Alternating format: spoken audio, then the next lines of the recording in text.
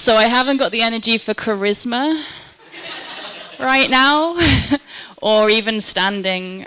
So I decided to try and make this a more audio-based talk, considering when I was going to be doing it. So you don't have to see me. I'm not going to be doing any facial expressions.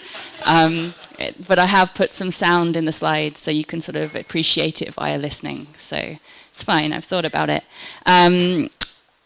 This is a talk about someone who's in the room. Originally, I was supposed to be doing the Nottingham VideoBrains, but then it got moved to the day before the Iron Man. And I was planning on being in bed at 7 p.m. Because I got up at 2 on Sunday, which was yesterday.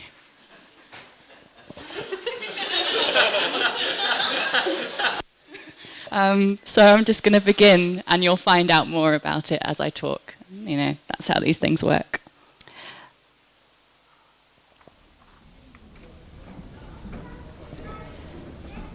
It's 2006 and she is 25 years old. She stands in the airport in dusty cold air pushed through air conditioning units, a suitcase checked in half an hour before. 3 archive-style boxes, twice the size of a large shoebox, will follow her afterwards. The contents include 30 or so books and several tall, thin mugs, perfect for keeping coffee warm in for hours while you're working.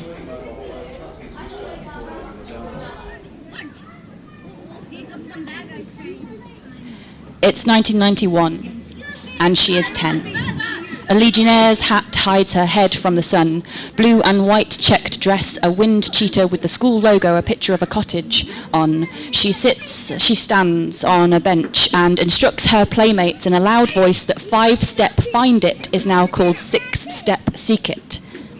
She explains the improved rule set.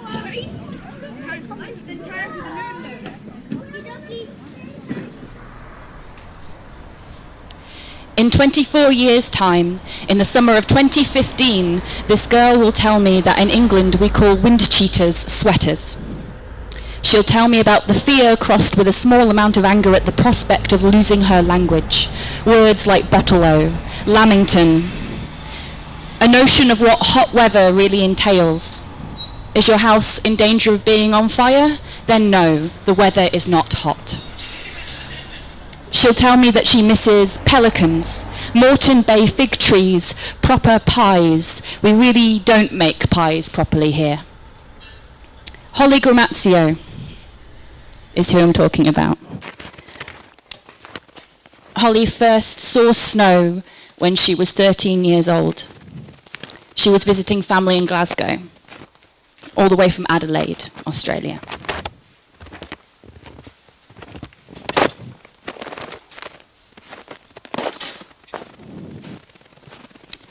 Freight, a game for packing.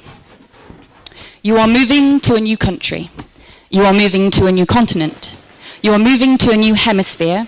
You can take with you only 1 suitcase and 3 boxes. 1 box will be lost in transit.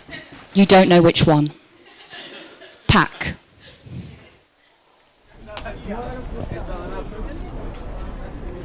So, Holly is the second of 6 game designers that I will walk with as part of this series as my residency at VideoBrains, a series of talks on the psychogeography of games. The first one was with Jake Elliott of Kentucky Route Zero. I also just recently went for a walk with Kerry Turner. I'll be walking with Laura Dreamfield, George Buckingham and Ed Key. Psychogeography is a big, chewy word put together by drunk French dudes in 1955 to talk about how the landscape of our lives affects how we feel, think, and act. Here, I am particularly interested with how the geography of our lives affects how we make games, the psychogeography of our games. So in 2015, I'm going to go on a series of walks with some of my favorite game designers in places that have affected how they think about what they make. And then I'm going to talk to you about them. In September 2006, Holly travels across London with a suitcase to pick up a set of keys to her first flat in the Northern Hemisphere. She puts her suitcase down, wanders around the house, then decides to go for a walk. It's still warm enough out to walk without a coat. She explains to me, as the noise of London streets drops away behind us, that she's not sure how she didn't get totally lost, then in a world before mobile mapping. She explains as we walk further in that Battersea Park always feels like a secret that you're still discovering. So this talk is about Holly, but it's also about London, about being an incomer to London. Incomer is a Lincolnshire word, but I think it explains itself. London is where Holly started and has now been designing games for nearly a decade. Holly designs for both digital and real-world play. I'm interested in the way place and space affects her real-world game design and how that seeps into her digital work as well.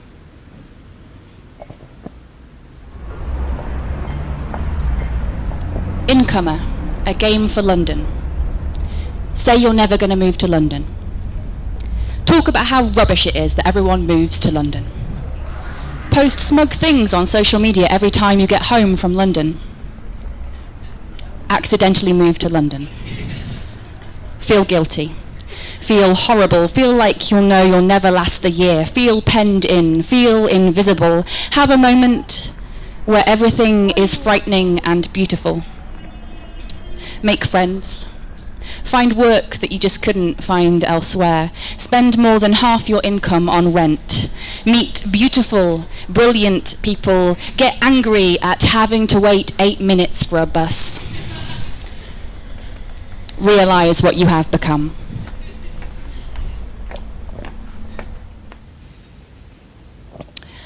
We start our walk in Battersea Park, a short way from where Holly lived for 6 years when she first moved to London. The plan had been to move there initially and then find somewhere cheaper to go, but that's not happened yet. She tells me about a guided tour she gave of the play history of Battersea Park. The first ever game of football played to FA rules was played there. She tells me about picnics and egg rolling, about lying on her back in the dark watching bats fly by with a bat detector. She tells me about how British birds differ from Australian ones. They're called blackbirds, she says, but they're not blackbirds. Magpies are different as well. Our magpies are basically, well, your magpies strut and our magpies swagger. Our black magpies are like crows that are black and white. We also have smaller ones that are a bit more like blackbirds, but they swoop you. They're called magpie larks. Some people just call them magpies, and when they're nesting, they will swoop on you and peck your head. And so you get this brilliant thing where school children who have to walk past nesting magpies put ice cream containers on their heads. Blue 2-litre ice cream things so they don't get pecked.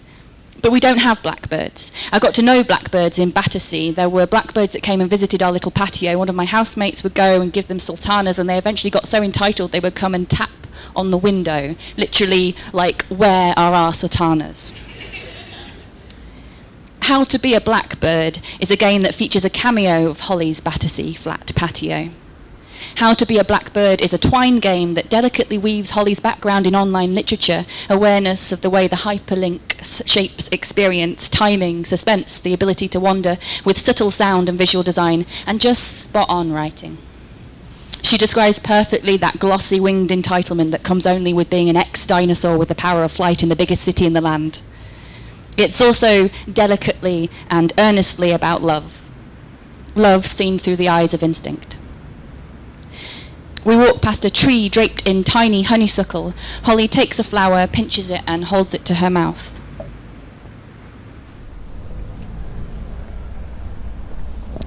We make our way out of the park. We walk from there to what I assume is Battersea Park Station, but as I write this, I'm not sure.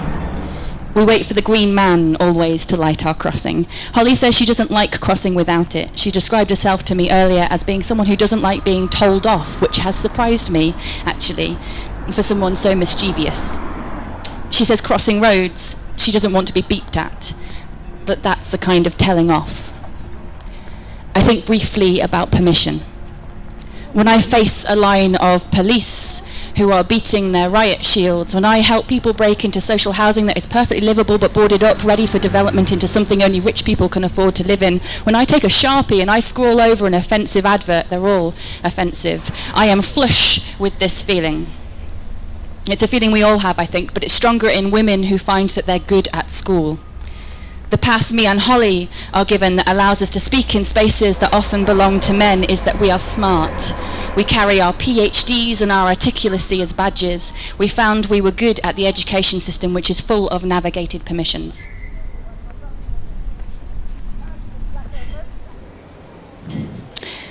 As we carefully cross the road and find a useful train to Waterloo waiting for us, only a minute away from departing, Holly says to me, play is one of the main ways that humans relate to spaces. A year after moving, in 2007, Holly went to the first ever Hide and Seek festival. She experienced a citywide chasing game called Journey to the End of the Night, which fundamentally changed her relationship to the city. A year later, she was a part of Hide and Seek, and with them set up Sandpit, an experimental game design community, some digital, some not, all designed for play in public spaces with real people's bodies. Our train traces her commute from her early years at Hide and Seek. The train breaks through the buildings and suddenly the river shimmers beneath us. It is in these moments the scale of London is both human and overwhelming. How to be a river.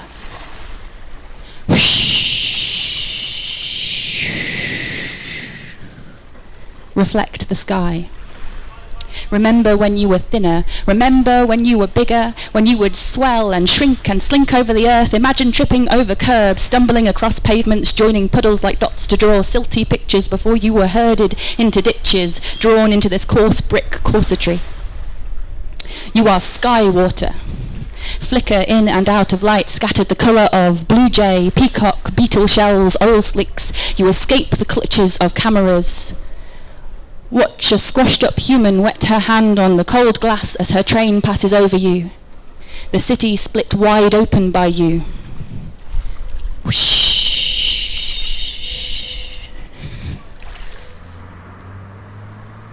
So I am interested in Holly.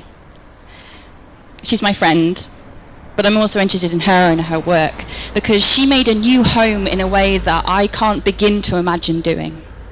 Her otherness is part of her relationship to the city around her. As we get off the train at Waterloo, she talks to me about how she knows more about the history of London than she does Adelaide, and that it's been a conscious thing. She says mostly because I didn't have this personal history with the space. Walter Benjamin, in his massive and unfinished book, The Arcades Project, talked about this way of being, of noticing the world when you travel, of trying to cultivate that place between home and a destination, between who you knew you were and who you now think you might be, as a way of seeing even things that are known to you already. He said that to walk out of your front door as if you've just arrived from a foreign country, to discover the world in which you already live, to begin the day as if you've just gotten off the boat from Singapore and have never seen your own doormat or the people in the landing, it is this that reveals the humanity before you, unknown until now. The situationists, those drunk French men mostly, who coined the phrase psychogeography, from which I have, developed this line of talks, talked about play as a way of remaking and re-seeing the world around us.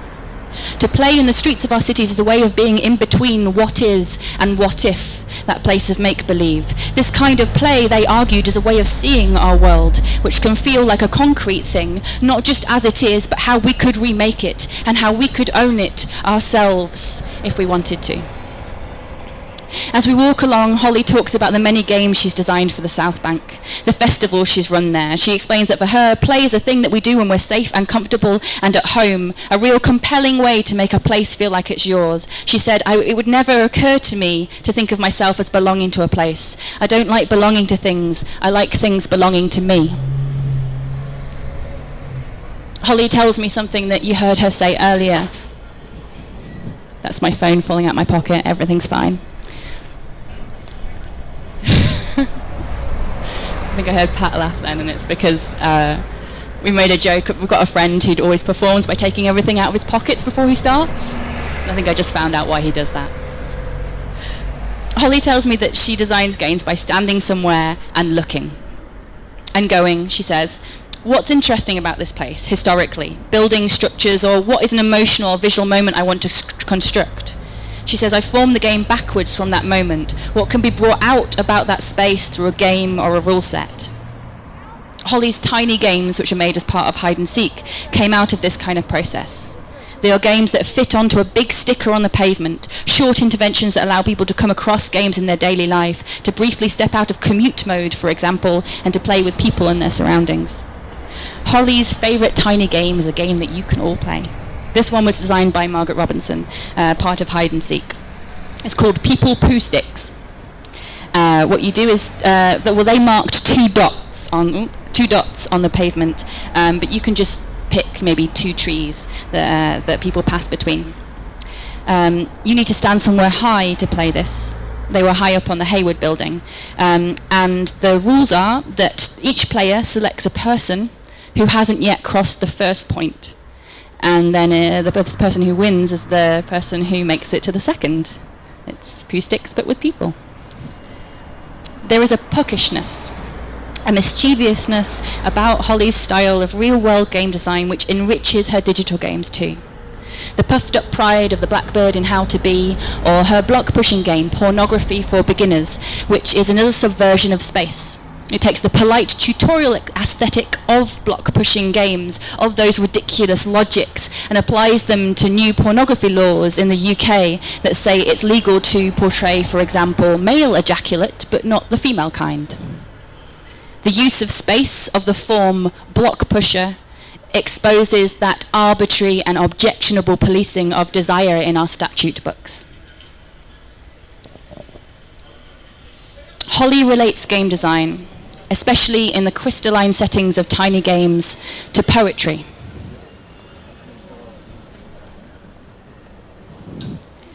She says the relationship between games and poems, I've kind of always been interested in the idea that it's a way of folding down a thing that you have noticed, thought or experienced about the world into compact and memorable a way as you can, and then putting it into someone else's head and body for them to unfold. Games are played in bodies as well as heads, even the ones designed for consoles and keyboards. The city is not just a space. It is built with and of other people, our bodies. The city is a shared, embodied space. We think we know the city.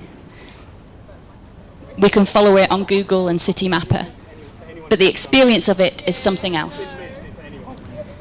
This is my last quote for you, and thank you for bearing with them. In 1984, Michel de Certeau said, "The ordinary practitioners of the city live down below the thresholds at which visibility begins. They walk, an elementary form of this experience of the city. They are walkers, whose bodies follow the thicks and thins of an urban text they write without being able to read it. These practitioners make use of spaces that cannot be seen. Their knowledge of them is as blind as that as of lovers in each other's arms.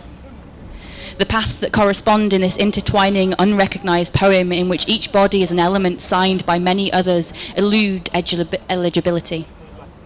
It is as though the practices organizing a bustling city were characterized by their blindness." I think that we cannot draw the city except by how we are in it, and that we cannot see what we draw except by being it. When Holly left Australia, she had just finished making a piece of online fiction called 16 Across. It was, she admits now, a farewell to Adelaide, a series of online stories formed in a crossword grid, and where each clue intersected, so did the characters in the stories. Just before we leave the South Bank, the end of our walk, where Holly has made much of her work, we make our way through the books on the second-hand bookstores, the river glittering on the bridge above us. The very last book on the very last table is a dark black hardback with Aboriginal drawings in orange on the cover. It turns out to be a book of poetry written by an Englishman who moved to Australia. We laugh.